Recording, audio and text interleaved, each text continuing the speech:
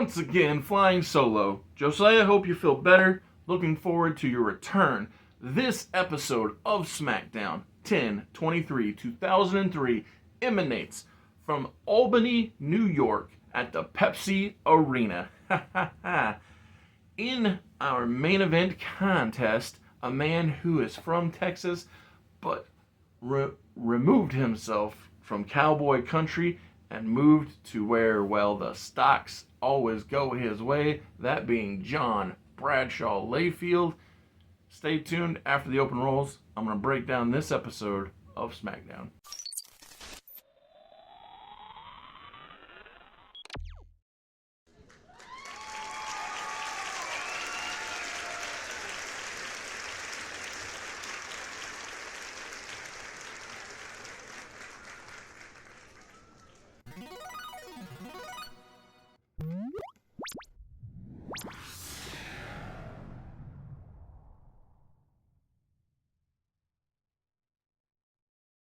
When Mark Henry successfully defended his television championship against The Undertaker a few weeks ago, after regaining the title from The Undertaker the week prior, well, the Towering Titans added a new terror to their group, that being John Heidenreich. He has been almost solely aligned with Vincent Kennedy McMahon upon his entering the company, and it only makes sense because he's Hugh friggin' Mungus, and Vince loves him some big guys. That's why he always hangs out with the Towering Titans. Here in the opening contest, John Heidenreich is challenging Mark Henry for the television title. And while John believes he will have assistance from Big Show and A-Train, maybe even McMahon himself, the match itself is a good, clean one-on-one contest. And at some point, the commentators do bring up how that they're surprised that John isn't getting back up from Nathan Jones and the like. And we see that Rodney Mack and Farouk have blocked the Towering Titans locker room with a forklift. And that's the reason Mark Henry is able to win and retain his television title in John Heidenreich's in-ring debut that comes up with a loss, but it's a distraction loss. It's a surprise.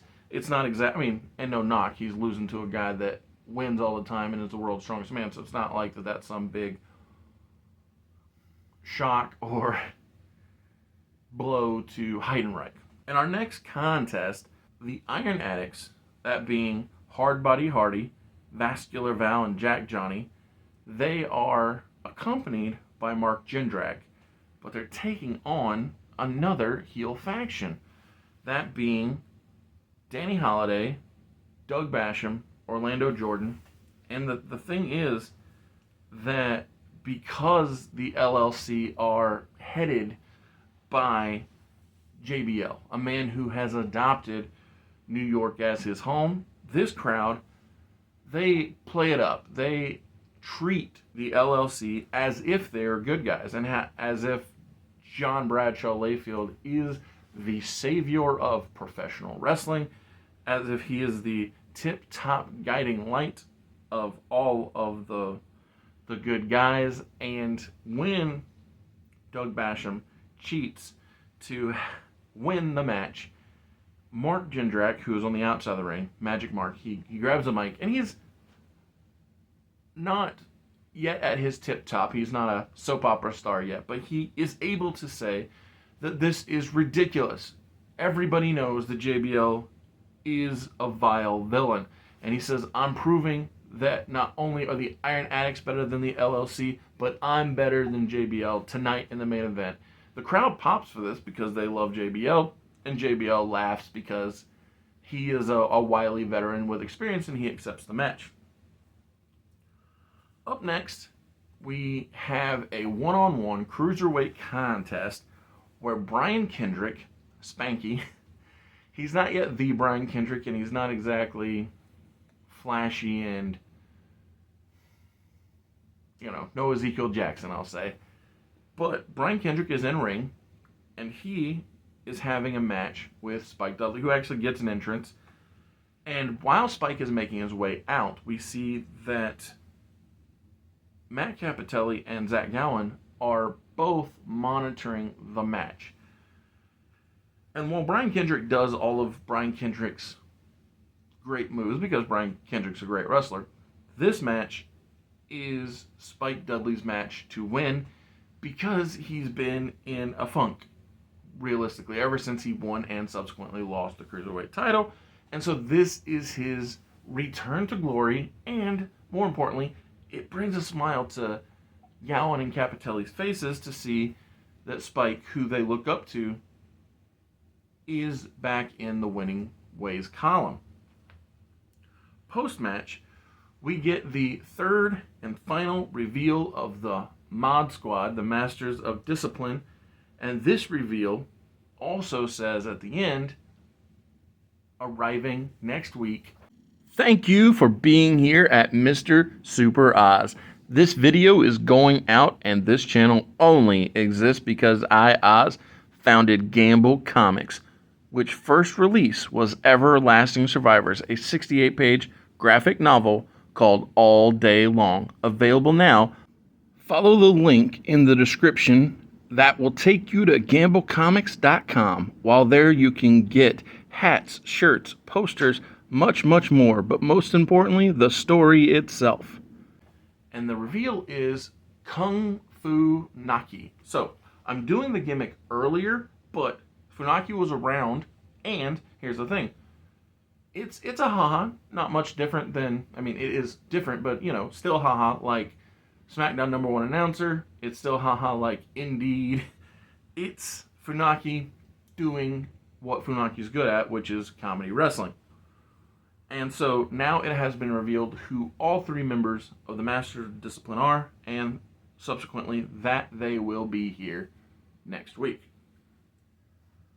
Now that that has come to pass, the reveal of the group, we have another Cruiserweight, I'm not going to say open because that was what they called basically a Cruiserweight gauntlet, but another Cruiserweight highlight of the night, that being Allentown, Pennsylvania's Billy Kidman, the current Cruiserweight champion, going one-on-one with another man who, like Brian Kendrick before him, happens to already be in the ring, and that is a young Paul London. Paul London and Billy Kidman, as anybody who's watched wrestling knows, are excellent together as a team and even better as opponents. But this is Paul London's debut with the company. Again, I'm treating him and Kendrick both in the, I don't really want to say enhancement way per se, but in a easing them into the show sort of way. And so with that, Billy Kidman is able to come out on top and defeat Paul London, but it's a spectacular match. It's excellent wrestlers doing excellent wrestler things. Speaking of excellent wrestlers doing excellent wrestler things, the next match, a match that was gifted to Hurricane Helms last week via Eddie Guerrero for the Intercontinental Championship, because without Stephanie, without structure, under the anarchy of Vince McMahon, challengers and champions aren't exactly defending or earning things the way they used to. But because Eddie is a great wrestler, he and wants to prove himself, he gave out this championship match to the Hurricane.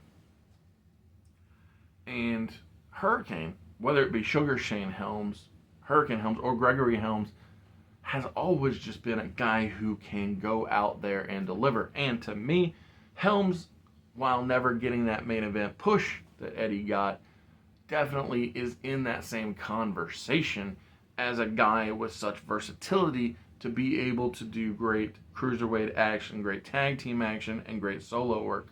And so it isn't like Helms doesn't hold his own against Guerrero, but Eddie Guerrero does win and retain. Post retention of the Intercontinental Championship, Via video on screen from our Alpha Entertainment Worldwide Titan Towers, Mick Foley announces that there will begin a tournament next week that he is dubbing Survivor's Choice, where throughout this tournament, that it will be happening both on SmackDown and Raw, culminating at Survivor Series, the winner will be able to call their shot. And so it's just giving stakes to the pay-per-view of Survivor's Choice, and because every man in the tournament has to be eliminated, it really fits strongly in that Survivor Series theme, because men will have to survive the series throughout this tournament to make it to pay-per-view and come out on top. In our main event, Mark Jindrak and JBL. It's just big boys doing big boy things. Mark Jindrak, who is young, athletic, and willing to go above and beyond to stand out, does all he can. But because Bradshaw is here in New York, in Albany, and he is getting the love and adoration, he is playing it up. It is the hits galore. But also, JBL is not ashamed of taking the low road. And so, Bradshaw cheats to win. But after the match is over, Bradshaw first speak to the camera and say, "Next undisputed champion." But after he says that, we hear Goldberg's music. He comes out and says, "You're next," setting up that both men believe they should be the challenger for Brock Lesnar at Survivor Series. So much fun. Too bad Josiah couldn't make it. I hope he feels better. But thank you for tuning in. I hope you enjoy.